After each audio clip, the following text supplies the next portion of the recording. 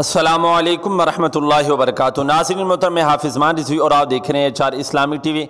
नाज़रीन मोहतरम, बहुत ही बड़ी ब्रेकिंग न्यूज़ जी है। नाज़रीन मोहतरम, हमारी जो मरकज़ी रैली है तहरीक लबीक पाकिस्तान की लाहौर में अल्हम्दुलिल्लाह बहुत ही बड़ी तादाद के अंदर कारकुनान ने उसके अंदर शिरकत की है। और अभी आपके सामने जो मैं मनाज़िर रखने वाला हूँ, आप उसको देखकर बाखूबी अंदाज़ा लगा सकते हैं कि अल्हम्दुलिल्लाह कारकुनान का ठाठे मारता जो समुंदर है वो किस हद तक जो है वो वसी है। नाज़रीन मोहतरम, अभी आपके सामने मैं रखता हूं, उससे पहले ये आपको बताता चला जाऊं कि इंशाल्लाह मरकज़ी रैली की नई अपडेट जो है वो आपको बर वक्त मिलती रहेंगी। आप हमारे चैनल को सब्सक्राइब करके नोटिफिकेशन ऑन कर लें।